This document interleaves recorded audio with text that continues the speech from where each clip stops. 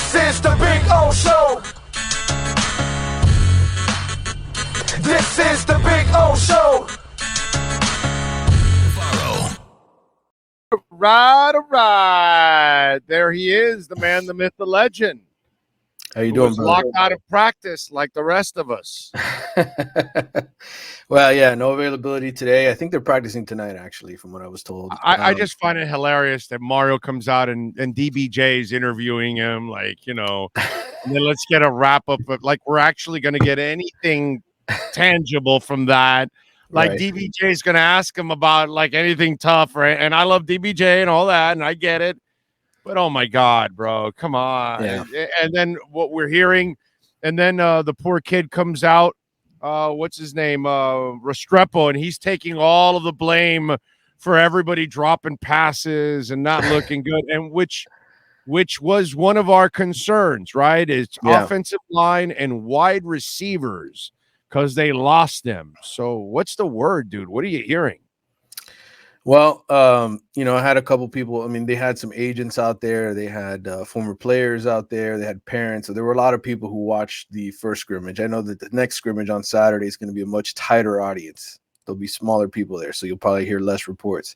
But a lot of details in terms of, people's accounts and, a lot of drops by the receivers, which has been consistent with what we've seen, even them just doing drills. Now, is that going to translate to Saturdays every single week? We'll see. I mean, it depends. Do they know their receivers? Do they know they play wide receiver? I'm just wondering. Yeah. I'm saying drops and wide receiver. That's not, like, do you know how to write? Can you spell, Manny? Because you've got to be a writer. Can you spell? Yeah. Are you sure? Yeah. Okay. Well, right. Listen, it's part of the deal. I think part of this is, from a Miami perspective, part of this is Josh Gaddis, the new coaching staff. I mean, he is a stickler on footwork. He was screaming at guys about getting their footwork right.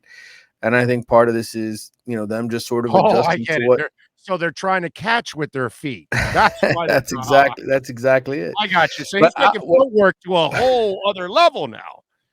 Well, what I was going to say is when you're worried about that, right, you're probably thinking less about catching the ball because you're just so worried about your footwork and showing him that you're doing the steps right, the route running right. And I can tell you from watching them a week into camp yesterday morning, I mean, he was on top of guys for just not going in and out of their breaks the right way.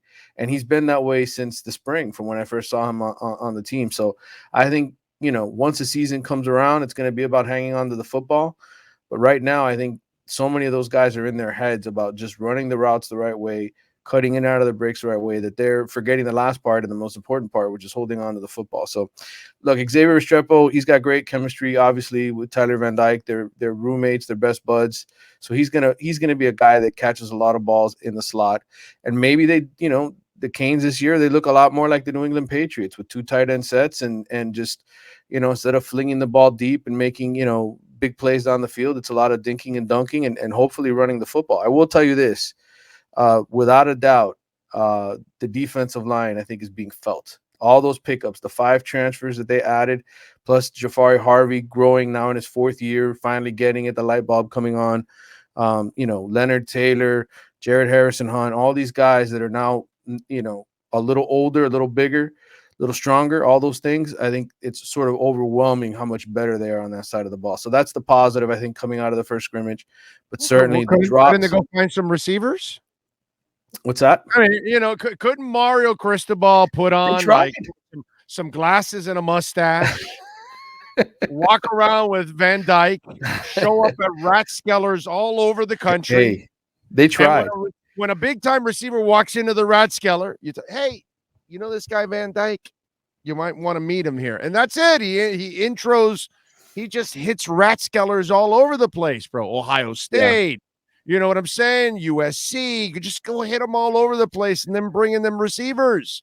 If you knew you had a bunch of Butterfingers, man, to go get some receivers. Listen, man, they tried. They were certainly trying, I don't want to accuse them of tampering, but certainly there were a lot of backdoor conversations about, hey, was John Ruiz making it rain at Ratskellers all over the place?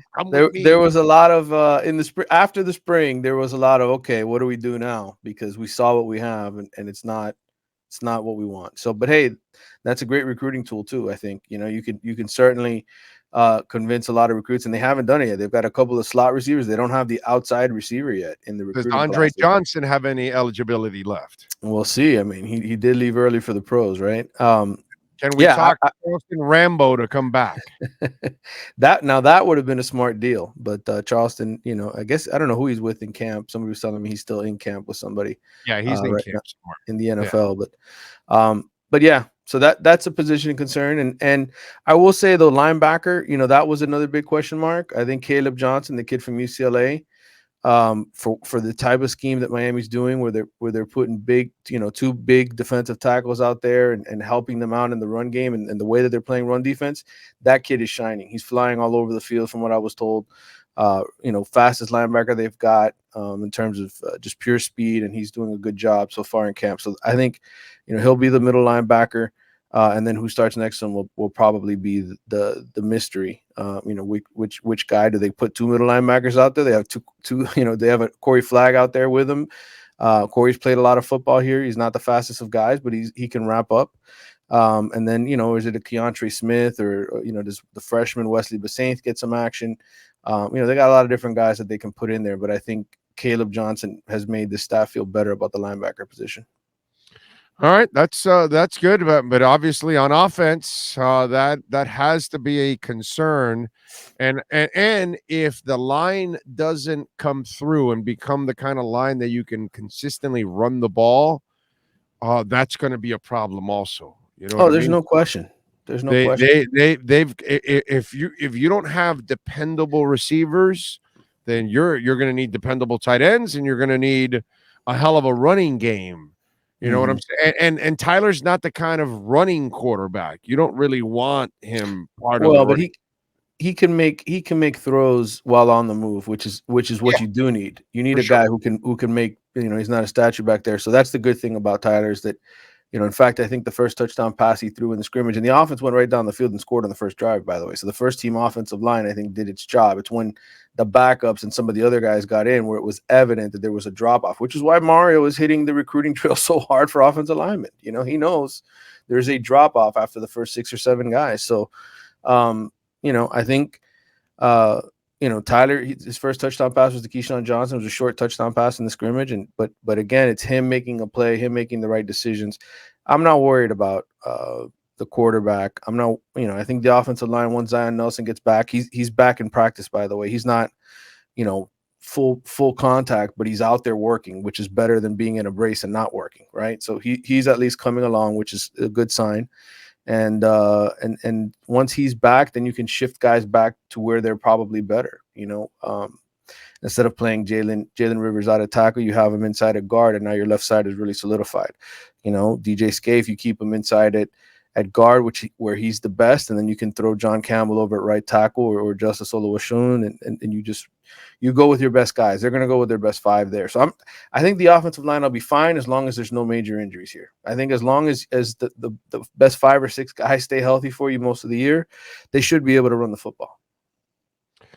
Somebody's asking, and I'm looking it up now. I'm seeing the power rankings on ESPN. Because somebody says, Manny, do you think they have the Canes too high in the preseason rankings? I'm looking at power rankings. They've got Miami at number 16. Is that what he's talking about? Power rankings on ESPN or rankings? I didn't even realize how high do they have 16, 20. That's probably all of that. All of those numbers of power rankings in preseason is always based on, you know, what you have coming back, right? It's the talent that is sort of proven. And, you know, on paper, this is a top 20 team on paper with Tyler Van Dyke at quarterback. But we know there's a huge gap between the first 5 and the next 15. No, they're nowhere near those people. No. And that's why this, you know, that's why everybody's 22, whatever. That's where the Canes should be, right around there. They could win 9-10 games and finish right there at the end of the season and be in the top 20. You know, there's no reason they can't be. I think, you know, I'm only demanding you win the division, bro. That's all I'm demanding, bro. Win the division. Beat those kind of teams that are in your division. You can lose to Clemson. You can lose to Texas A&M. I can live with that. I don't expect you in your first year in a half-ass offseason that all of a sudden you're going to take over Texas A&M and Clemson. I don't expect that, dude. Right. But you have enough talent, even from Diaz on to now, that you should be able to at least win the Coastal. This is the last year of the Coastal. Win it, dude. That's all I'm asking. That's it. I agree. And I think, again, the pickups in the offseason, the transfer portal, that defensive line, that front is going to be a lot better than it was a year ago. Caleb Johnson's going to be good. I think the secondary is going to be very good too. You're going to have Avante Williams, James Williams, and Cam Kitchens at safety.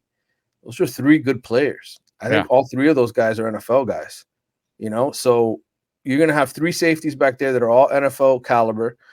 The cornerback, Tyreek Stevenson's one of the better ones in the conference. He's not built like a cornerback. He's built more like a safety, but he's still good enough at this level to be effective. So I think between the secondary and the improvement in defense line, this is going to be a very good team on defense compared to what it was a year ago. And if they're very good on defense and Tyler Van Dyke throws a few touchdown passes a week to his tight ends and running backs, that should be good enough to win 10 games. I'm with you there. All right. What are you working on over at The Athletic, my friend, so folks can check you out? Yeah. Well, obviously we had the practice report yesterday. And we had the all times freaks list that I put out. I caught up with Andrew Swayze, who's now is that a practice report or is that called a spy report? It's a little bit of both, actually. Yeah. So I had some insights from practice. From the first week, kind of a big summary of everything, and then the freaks list. What's that? Spy report. The spy report, yes. And this week we're gonna have our ACC preview. Me and the other ACC writers are doing our big picture sort of look. What else do we have going? I'll have another recruiting story on one of the top local kids here that's uncommitted. And then another podcast at some point. I'm hoping to get Roddy Jones from ESPN on with me to talk a little bit about the conference, because Roddy breaks it all down. Roddy's a former player, so I always love his input. He knows a lot. So that's what I got cooking this week right now. All right, I like it. And then he'll be back later on in the week doing his thing here on the Caneswear Miami Hurricanes report. Follow him on Twitter, by the way, at Manny_Navarro. Did you want to say something else? Yeah, I was just gonna say I think practice is gonna probably be open Thursday and Friday, so hopefully we get some feedback then. Tomorrow I know it's still closed, so Tuesday, Wednesday no media, but Thursday, Friday we'll have some stuff, and then the scrimmage Saturday, which will be closed. Friday, hopefully you'll have some nuggets for us. Yes, on the some more nuggets there cooking. More spy reports. More spies. There you go. Right. All right, brother. And by the way, subscribe to the damn Athletic. All right, Yes. Please help me out, man. We're getting there. We're almost hitting my benchmark for the year already, and we're not even in September yet. So please get me over the top. Let's go. Let's help Manny hit the benchmark, man. Subscribe to the Athletic. Let's go. Do what I do. Come on. All right, Manny. Much love. We'll catch up later in the week, my friend. All right, man. Take care. See ya. Appreciate you. There you go. Manny Navarro. If you're